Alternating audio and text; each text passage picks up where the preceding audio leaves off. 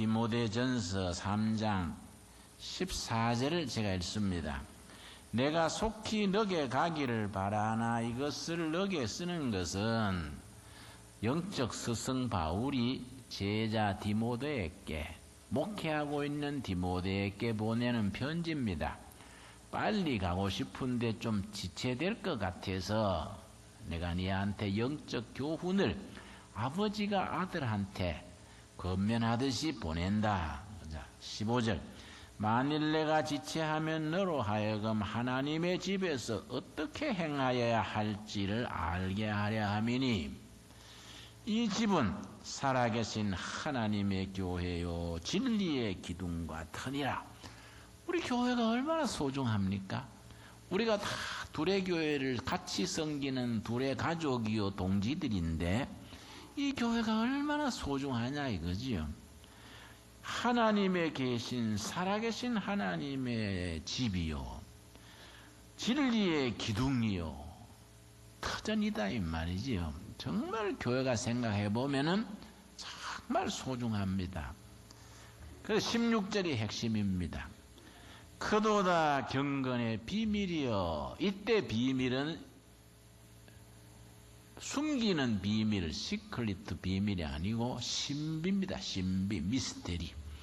경건의 신비함이요.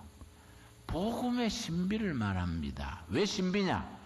사람의 지혜, 사람의 연구, 사람의 학문으로서는 알 수 없는 하늘로 임하는 계시를 통해서 성령의 감동으로 우리가 받을 수 있는 진리의 내용이기 때문에 신비입니다. 신비.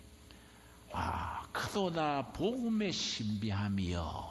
근데 그 복음의 신비의 내용을 간결하게 쓰기를, 그렇지 않다 하는 이 없도다. 그는 육신으로 나타난 바 되시고 하나님이 사람으로 오셨고, 신비 중에 신비지요. 영으로 의롭다 하심을 받으시고 천사들에게 보이시고 만국에서 전파되시고 세상에서 믿음 받으시고 영광 가운데서 올려지셨느니라. 복음의 신비를 간결하게 압축해서 이렇게 표현합니다. 우리가 사순절 한가운데를 지나면서 복음의 신비를 5가지로 딱 요약해서 엑기스로 우리가 이해할 수 있습니다. 복음의 신비의 핵심 기둥이 5가지로. 첫째가 뭐냐?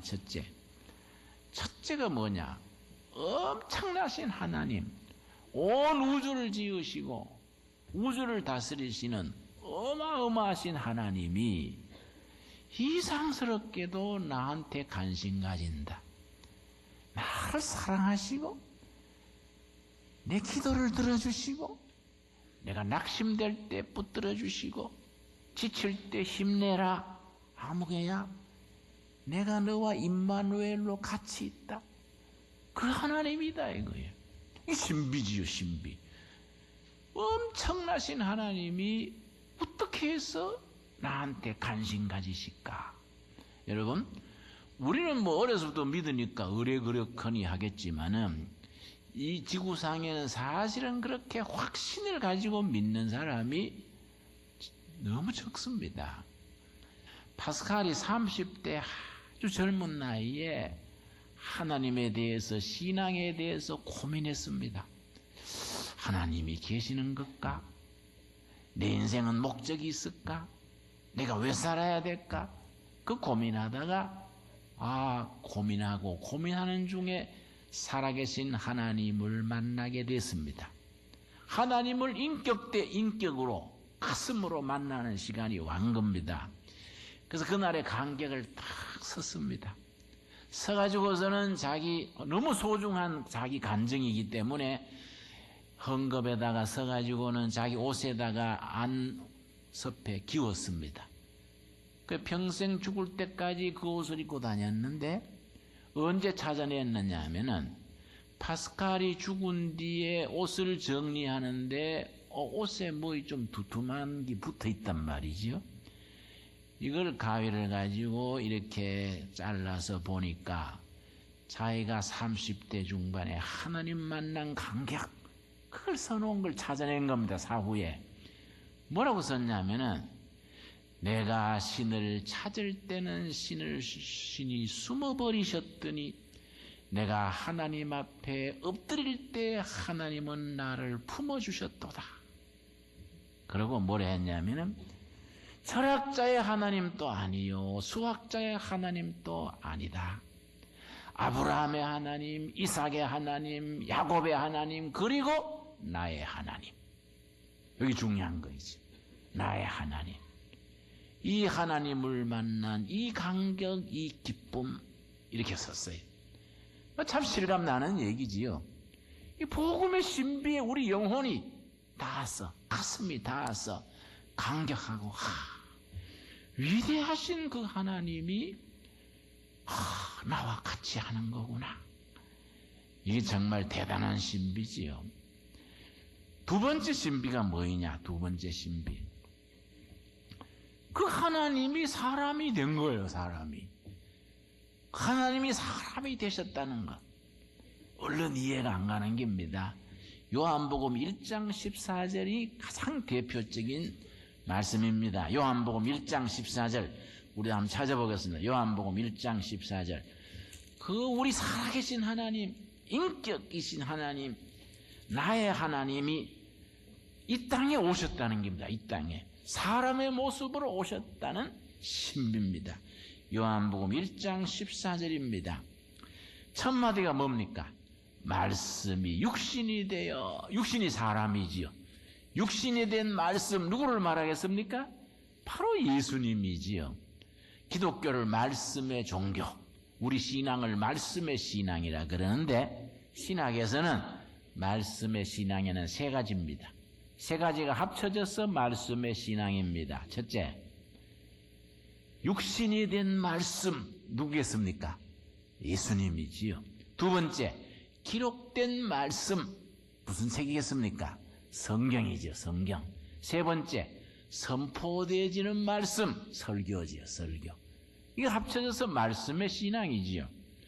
지금 요한복음 1장 14절이 지금 육신이 된 말씀, 복음의 신비의 두 번째를 말하는 겁니다.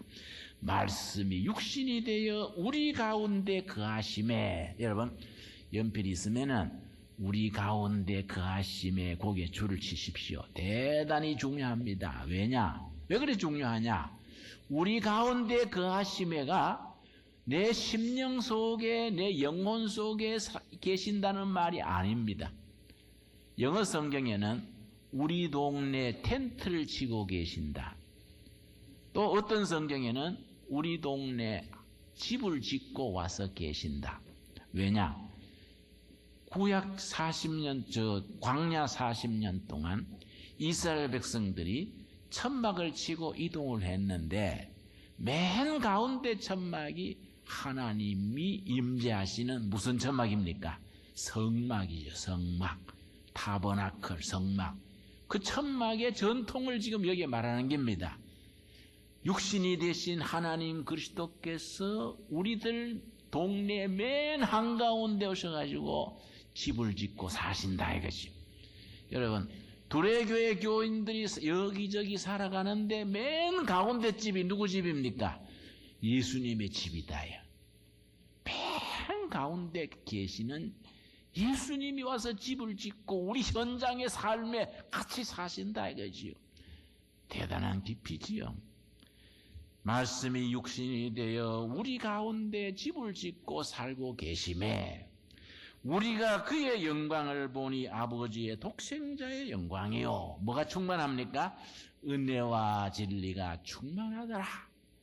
은혜 충만, 진리 충만 합쳐서 성령 충만이지요. 우리 동네 맨 한가운데 예수님이 집을 짓고 사시는데 예수님의 집을 들여다본 겁니다. 문을 열고 들어갔든지 창문으로 들여다봤든지 예수님 사시는 집을 들여다봤더니 두 가지가 충만이요. 은혜 충만, 진리 충만 합쳐서 성령 충만하다 이거죠. 여러분, 이런 우리가 복음의 신비를 가슴으로 아멘하고 받아들여야 돼요. 여러분 이 신비를 아멘으로 접수합니까? 예? 그럼 5가지 문제 중에 두 문제는 통과된 겁니다. 40점은 받은 겁니다. 세 번째 무슨 신비냐? 세 번째, 그 이 땅에 오신 하나님이 대접받으러 오신 게 아니다 이거. 고난당하시고 채찍질 당하시고 멸시당하시고 십자가에 죽기까지 하시러 왔다. 이게 신비다 이거지요. 온 우주와 지구의 주인인데 주인이 왔는데 대접하고 모셔야 될 낀데 때리고 고난 멸시하고 십자가에 죽기까지 했다. 이 신비지요. 그래서 여러분 빌립보 2장 5절이 바로 그 말입니다. 신약성경 빌립보 5장이 복음의 신비의 세 번째를 일러줍니다. 신약성경 빌립보 2장 5절 말씀, 대단히 중요한 말씀입니다. 이 땅에 오신 하나님, 말씀이신 하나님이 우리에게 다가오신 그 신비, 복음의 신비 세 번째입니다. 너희 안에 이 마음을 품으라. 곧 무슨 마음입니까? 그리스도 예수의 마음이니 그는 근본 하나님의 본체시나 본질적으로 하나님 자체신데 하나님과 동등됨을 취할 것으로 여기지 아니하시고 7절 오히려 자기를 첫째 뭡니까? 비워 자기를 비우는 마음, 자기를 비우는 마음. 예수님의 마음을 배워야 하는데 예수님의 마음 첫째 비우는 마음이다. 자기를 비운다. 그 다음에 종의 형체를 가지사 사람들과 같이 되셨고 사람의 모양으로 나타나사 자기를 두 번째 뭡니까? 낮추시는 마음. 하늘 보좌에 비워서 땅에까지 자기를 낮추는 마음. 예수님의 마음을 배워야 되는데 첫째는 비우는 마음, 둘째는 낮추는 마음. 낮추시고 세 번째 죽기까지 못했습니까? 복종하셨으니 죽는 자리에까지 복종하는 이 마음 세 가지지요. 고 십자가에 죽으심이라. 예수님의 마음, 이 복음의 신비. 여러분 2세기에 폴리캅이라는 영적 지도자가 있었습니다. 86세에 아주 화형으로 순교당한 분인데 이 폴리캅이 저 서머나, 지금 터키 땅입니다. 서머나 교회 감독으로 있었습니다. 서머나 그 지역이 바닷가입니다. 지중해 바닷가입니다. 그런데 이 폴리캅이 젊은 20대에 너무 인생에 고민이 많아가지고 바닷가에 거닐면서 내가 살아야 될까? 죽어버려야 될까? 하나님은 있는가 없는가? 나는 왜 살아야 되는가? 고민하고 가는데 바닷가에서 배회하면서 갈등하고 회의하고 방황하는 겁니다. 그런데 인적이 드문 바닷가에 어떤 노인이요, 바닷가 모래밭에다가 물구덩이를 파놓고서는, 모래구덩이를 파놓고서는 표주박 바가지를 하나 가져다가 바닷물을 퍼다가 물구덩이에 잡고 붓는 거예요. 그 이상하단 말이에요. 무슨 바가지를 가지고 바닷물을 퍼넣은 게 되겠습니까? 할아버지 뭘 그래 하세요? 그랬더니 내가 이 표주박으로 바닷물을 구덩이에 다 옮길라 하네. 이러신단 말이에요. 그러니까 이제 폴리캅이 할아버지 왜 그래 어리석으세요? 그 바가지를 어떻게 바닷물을 다 옮기세요? 그랬더니 야 이 사람아, 어리석기는 자네도 마찬가지일세. 바가지로 바닷물을 다 옮겨 담을 수 없듯이 네 작은 머리로 이 하나님의 지혜를 어떻게 다 담으려 하는가? 광대무변하신 하나님의 은혜의 세계, 하나님의 세계를 네 머리에 어떻게 다 담으려 그러는가? 자네가 하나님 앞에 무릎을 꿇고 믿어야지 뭘 그걸 담으려 하는가? 그래 다 깨달은 거야. 모래벌판에 무릎을 꿇고 하나님이 보내셨구나. 이게 참 유명한 얘기입니다. 복음의 신비는 우리 머릿속에 연구해가지고 나올 수 있는 문제가 아니에요. 하나님이 우리에게 계시하시는 바, 그 깨달음을 가지고 하나님 앞에 엎드리는 거이지요. 그래서 아까 파스칼이 그 얘기인 겁니다. 내가 신을 찾을 때 신은 숨어버리셨더니 내가 하나님 앞에 엎드릴 때에 나를 품어주셨도다. 아브라함의 하나님, 이삭의 하나님, 야곱의 하나님, 그리고 나의 하나님, 나의 하나님. 그 앞에 엎드릴 때 우리의 품어주시는 하나님이지요. 복음의 신비의 네 번째입니다. 네 번째. 자, 세 번까지는 통과했습니까? 여러분, 아멘하고 믿습니까? 60점은 받은 겁니다, 이제. 네 번째가 뭐이냐? 그 하나님이 십자가에 죽으시고 묻혔는데 3일 만에 부활하신 거예요. 부활. 부활의 신비지요. 부활의 신비. 신비 중에 신비지요. 예. 여러분, 그거는 부활의 신비는 우리 머리로 이해가 되는 게 아니지요. 고린도전서 15장 1절입니다. 우리 한번 찾아보겠습니다. 여러분, 고린도전서 15장을 무슨 장이라 합니까? 부활장이라 그러지요. 성경 전체 중에서 부활에 대해서 고린도전서 15장이 가장 집중적으로 자세하게 논리적으로 기록되어 있어서 15장을 부활장이라고 합니다.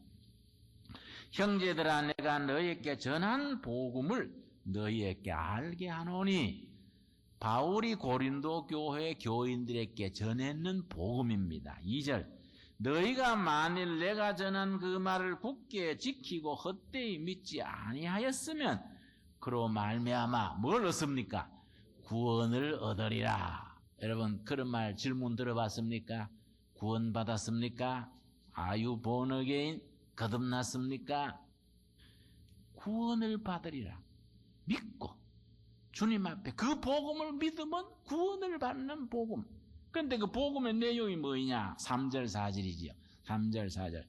내가 받은 것을 먼저 너희에게 전하였노니, 바울이 받아가지고 고린도 교인들에게 전했는 구원의 복음은, 이는 성경대로, 구약 성경을 말하지요. 이때는 신약 성경은 아직 쓰여지지 않았을 때니까 성경대로 그리스도께서 우리 죄를 위하여 죽으시고, 여러분, 예수님이 나 자신의 죄를 위해서 고난당하시고 죽은 걸 아멘 하십니까? 10점 받은 거예요, 지금. 그 다음 4절이 결론입니다. 같이 읽겠습니다. 장사 지낸 바 되셨다가 성경대로 사흘 만에 다시 살아나사. 여러분, 부활이죠, 부활. 죽은 자 가운데서 다시 살아나신 그 성경 구약에서 예언된 대로 무덤에서, 죽음에서 다시 살아나셔가지고 죽음을 없애버린 겁니다. 그러니까 예수를 믿으면 죽음이 없어지는 거이지요. 우리가 죽는다는 건 뭐이냐? 방을 옮기는 거이지요. 이 땅에서 천국으로 방을 옮기는 거이지요. 그래서 성경 말씀에 죽었다 안 그러죠. 잔다 그러죠. 천국에서 깨니까. 여러분, 그래 부활하셔가지고 5절 게바에게 보이시고 후에 12제자에게와, 게바는 베드로를 말하지요. 그 후에 500여 형제에게 일시에 보이셨나니, 예수님이 부활하신 모습을 500여 명이 한꺼번에 봤다. 한두 사람이 본 게 아니다, 이제 부활하신 예수님을. 그리고 7절에 뭐라 그랬습니까? 그 후에 야고보에게 보이셨으며 그 후에 모든 사도에게와, 8절 우리 같이 읽겠습니다. 맨 나중에 만삭되지 못하여 난 자 같은 내게도 보이셨느니라. 만삭되지 못한 자 같은 나, 요즘 별 뭐라 합니까? 8.15, 8.15 8달 만에 났다고. 10달 못 채우고 미숙아로 달수 덜 채우고 난 걸 8.15, 미스터 8.15 그럽니다. 내가 만삭되지 못하고 달 덜 채우고 난 나 같은, 자기를 이제 낮춰서 하는 말이지요. 8.15 같은 나한테도 부활하신 예수님이 나한테도 나타나 보이셨다. 이건 엄연한 사실이다. 눈으로 확인했던 사실이다. 부활의 사실을 지금 이렇게 얘기하는 겁니다. 여러분, 부활의 신비지요, 여러분. 예수님이 죽음을 깨치시고 무덤을 깨치시고 부활하신 걸 믿습니까? 아멘 가는 것이 이게 복음의 신비에 우리가 지금 80점까지 온 거예요. 지금 80점까지. 지금 20점 남았지요? 마지막 점수가 뭡니까?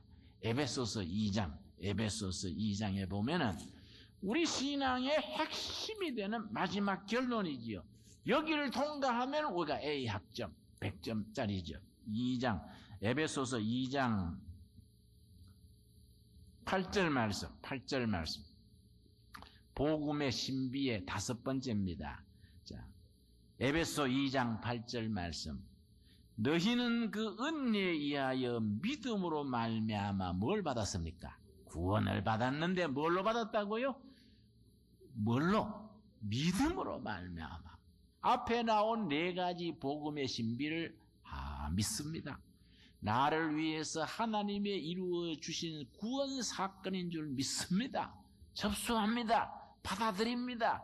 믿음으로 구원을 받았으니 이것은 너희에게서 난 것이 아니요 하나님의 선물이다. 선물. 우리가 잘나가지고 헌금 바쳐가 밤새 논문 써가지고 이래가 받은 게 아니다. 은혜로 받는 구원이다. 은혜로. 이건 은혜로 받은 거이지 뭐 대가로 받은 게 아니다. 그래서 9절이 뭐라 그랬습니까? 행위에서 난 것이 아니니 이는 누구든지 자랑하지 못하게 함이니라. 누구도 자랑할 수 없고 누구도 뽐낼 수 없는 하나님이 은혜로 선물로 주신 구원이다. 복음의 신비가 우리 가슴 속에 살아있는 말씀으로 우리 영혼에서 우러나오는 신앙 고백으로